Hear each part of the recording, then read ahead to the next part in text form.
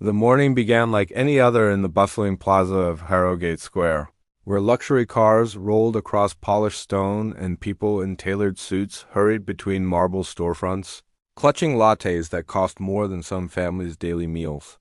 The sky was a quiet blue, a soft contradiction to the storm that was about to erupt between two strangers whose lives could not have seemed further apart at first glance. The wealthy woman, Vanessa Marwick, had stepped out of her pearl-white Bentley, chin lifted with the entitlement of someone who believed the world functioned beneath her heels. She strutted across the square, her diamond earrings flashing like signals of superiority. Meanwhile, not far from her, a woman named Leora waited patiently in line outside a boutique bakery, hands clasped, posture calm, wearing a simple cream dress and elegant flats, nothing flashy, nothing loud, but something undeniably graceful. She drew glances not because of wealth or noise, but because she carried a quiet dignity that seemed to pull people's eyes toward her. No one around her knew who she was. No one knew the life she lived behind closed doors, the empire her husband controlled, or the immense power she held with just a whisper. And that anonymity, the freedom to be unseen, was something she cherished. But Vanessa Marwick saw her differently. She didn't see dignity or grace or quiet confidence. She saw someone she assumed she could belittle without consequences. The confrontation began with something small, something preventable, something utterly petty, a dropped coffee. A barista stepped out with a tray of drinks, one cup slipped, and a splash of caramel latte dotted the edge of Vanessa's designer coat. It wasn't even significant, barely a stain, barely a moment, but Vanessa's rage ignited instantly. She spun around, eyes landing on the closest person she could blame. And that person was Leora. The accusation flew like a dart. "You people never watch where you're standing." She snapped, stepping directly toward her. Leora blinked, confused. "I wasn't even near the coffee," she replied gently. But Vanessa was already erupting, her voice carrying across the plaza like a trumpet of entitlement. People stopped walking, heads turned. A few lifted their phones, sensing possible drama. Vanessa's anger escalated, fueled not by logic but by the comfort of believing herself untouchable. She closed the distance, whispering something venomous, something she thought no one else could hear, and then, without warning, her hand lashed out. The slap echoed like a crack of thunder across the plaza. Gasps burst from the crowd. Someone dropped their phone. The barista froze mid-step, and Leora simply stood still, absorbing the shock not of the pain, but of the humiliation, the decision this stranger had made to publicly strike her. Vanessa stepped back, chin high, waiting for applause from the crowd for asserting her superiority. But what she got instead was a circle of horrified silence. What Vanessa did not know, what she couldn't have known, was who exactly she had just put her hands on. Leora was the wife of Idris Kalen, one of the most powerful billionaire CEOs in the global tech market, a man whose name could shake industries and whose influence stretched into governments and financial systems. But even more critically, Leora herself was not just a spouse, she was his closest advisor, his moral compass, and the silent architect behind some of the company's greatest achievements. She lived quietly, away from cameras, away from headlines, content to use her brilliance behind the scenes. No one recognized her, not even the people who worked in the same plaza as her husband's global headquarters just 3 blocks away. And certainly not Vanessa Marwick, who had just slapped the wrong woman on the wrong day at the wrong time in the wrong city. The bakery staff scrambled to intervene, but Leora lifted a hand subtly, indicating she was fine. Her calmness unnerved everyone around her. There was no screaming, no retaliation, no return slap.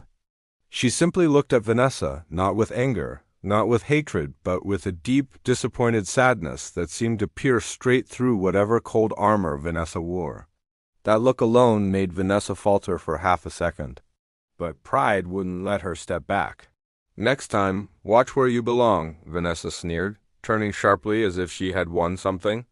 She strutted away, shaking off the moment like lint from her coat, unaware that her actions had been recorded by at least 4 phones and that the footage was already being shared across group chats at the speed of wildfire. The first twist came just minutes later. Leora's phone buzzed, her husband calling. He rarely called in the mornings unless something important was happening. She hesitated before answering, not wanting to worry him. But he had already seen the video?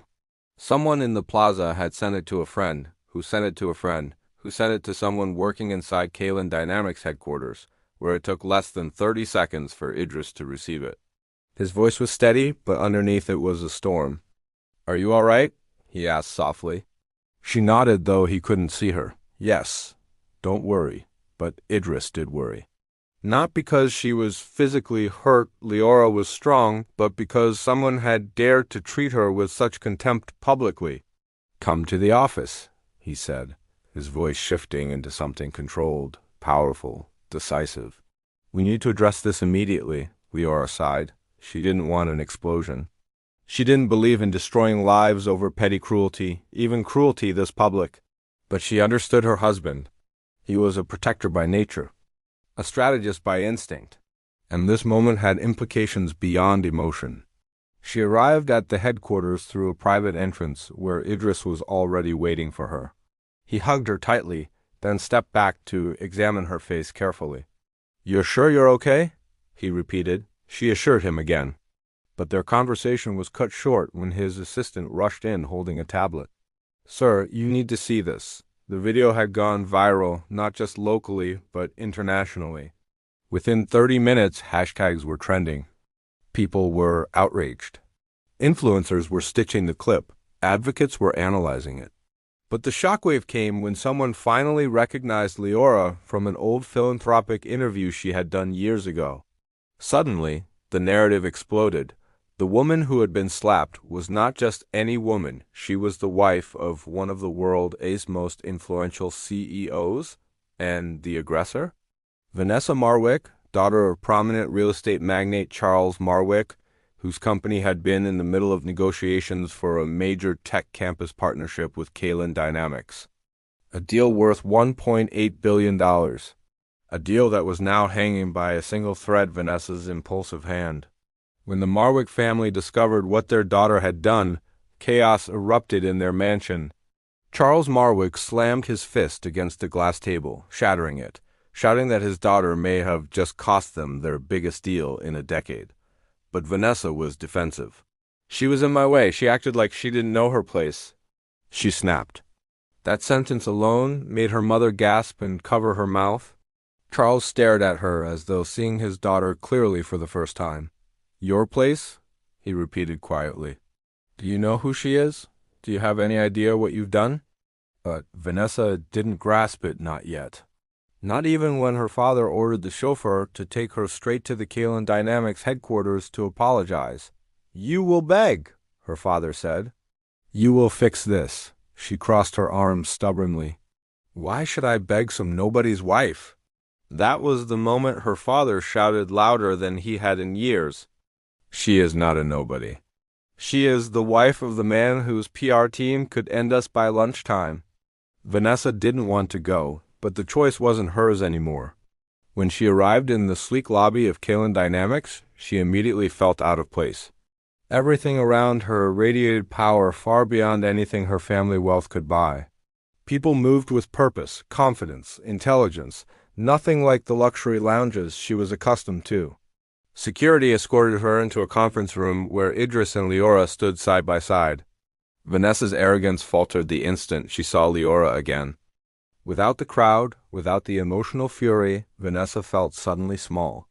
She opened her mouth to apologize, or something resembling an apology, but Idris raised a hand. "Sit," he said calmly. Vanessa sat. For the first time in her adult life, she felt like a child being disciplined. Idris didn't shout. He didn't threaten. He didn't posture. He simply explained what her actions had caused. The harm, the humiliation, the international reaction, the business implications, the moral implications. Leora stood quietly beside him, her expression unreadable. Vanessa's voice cracked when she tried to defend herself, but Idris cut her off with a single sentence that pierced deeper than any anger could have. "You struck my wife because you believed she was beneath you. That belief alone is the clearest reflection of your character. Vanessa began to cry not from remorse, but from fear of consequences. And the consequences were coming. The twist was that Leora asked for mercy. She placed a hand on her husband's arm, surprising him, surprising Vanessa, surprising everyone.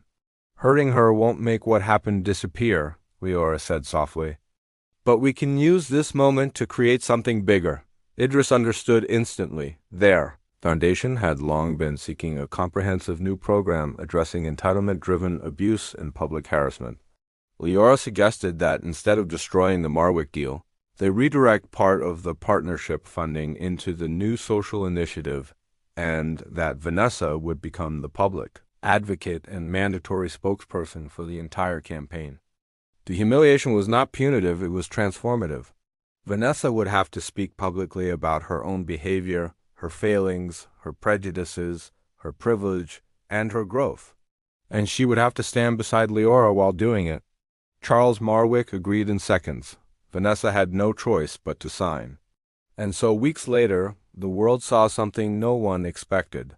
Vanessa Marwick standing beside Leora Kalin at a press conference acknowledging her wrongdoing, apologizing not just to Leora, but publicly to anyone who had ever been belittled or treated as lesser.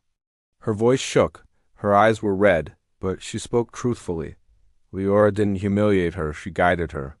And in that process, Vanessa changed. She learned. She grew. She became an advocate she never imagined becoming. The partnership was finalized, the new initiative launched, and millions were poured into programs that helped prevent harassment and emotional violence in public spaces. And in the end, when Vanessa finally turned to Leora and whispered, "Why did you spare me?" Leora simply replied, "Because someone has to choose compassion first. Power doesn't have to crush, it can build." And that choice built more than anyone expected. The moment Vanessa was escorted into the conference room, the air shifted into a kind of thick, electric stillness, the kind that makes smaller people fold in on themselves. But Vanessa, for the first few seconds, still carried the brittle remains of her usual superiority, as if she hadn't yet fully realized the magnitude of what she had done. Idris stood at the far end of the long obsidian table, his presence so controlled, so calm, that it radiated more authority than any raised voice ever could. Leora stood beside him, not rigid, not angry, but almost painfully serene, her hands folded in front of her, her posture soft but unshakable. Vanessa's eyes immediately dropped, because something inside her recognized that she had walked into the den of someone she should never have insulted, someone whose power didn't need to be announced or accessorized. And for the first time since the Plaza incident, she felt the sting of humiliation, not for being caught, not for being exposed, but because standing in front of Leora, she suddenly saw how absurdly wrong she had been. But arrogance fights its own death violently, and hers wasn't going to surrender quietly. When Idris gestured for her to sit, she sat stiffly, almost defiantly, clutching the straps of her expensive purse as if the leather could protect her from the consequences inching toward her. Idris didn't immediately speak. He let the silence settle, let it force Vanessa to feel the weight of her actions. When he finally did speak, his voice was deep, unhurried, and terrifyingly steady. He didn't accuse her. He didn't label her. He simply described fact by fact the chain reaction her slap had caused, the public outrage, the viral spread of the video, the damage to his company's negotiations, and the moral injury of attacking someone without provocation. Vanessa attempted a shaky, half-hearted excuse, talking too quickly, blaming the barista, then the crowd, then the confusion of the moment. But Idris cut through her excuses with a precision that made her breath hitch. "You made a choice," he said, leaning slightly forward, "and you struck my wife because you believed she was beneath you."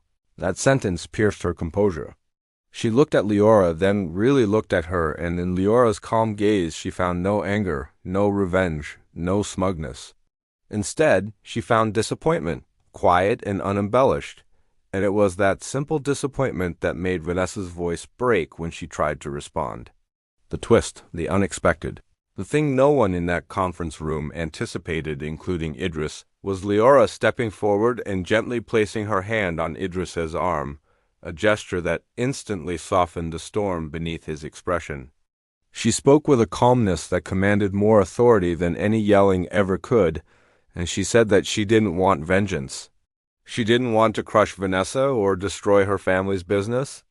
Instead, she proposed something that sent shockwaves through the room, transformation instead of obliteration. Vanessa blinked, utterly confused, not understanding why the woman she had slapped publicly, cruelly, without reason, was defending her.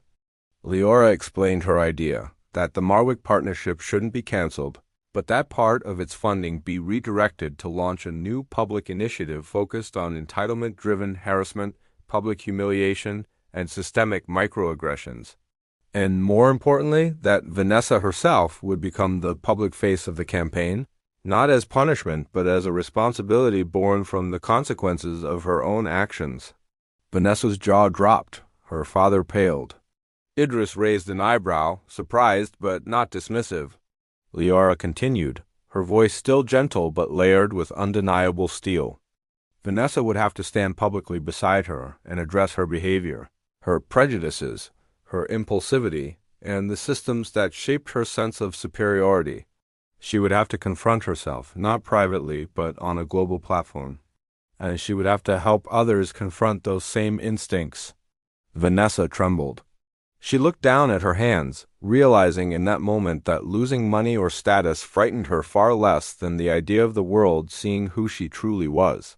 She whispered something close to a plea, asking Leora why she was doing this, why she would spare her, why she would choose compassion when she had every right and every ounce of power to strike back harder than Vanessa had ever struck anyone. Leora's answer was simple but devastating, because if I respond the way you did, I become the very thing I refuse to be. The room fell silent. Even Idris, who had walked into the meeting ready to crush the Marwick deal to dust, felt something inside him shift. Compassion, when wielded by someone with power, was not weakness. It was a force that could reshape entire narratives. Vanessa cried then, not performatively, not dramatically, but in the trembling, shattered way of someone whose entire worldview was cracking under the weight of self-recognition. Her father signed the agreement immediately. Idris agreed to the terms. Leora spoke to Vanessa quietly, explaining that change wasn't about shame alone, it was about accountability paired with the chance to grow. But accountability wouldn't be comfortable. Vanessa would be scrutinized, analyzed, questioned, and judged. She would have to endure the criticism she had earned. She would have to let people see the bruise of her old identity if she wanted to build a new one. And as she listened, for the first time in her life, she realized that wealth had never taught her how to be human. It had only taught her how to avoid consequences. Now, she was finally facing one that couldn't be paid away, silenced, or spun by PR teams. She was facing herself.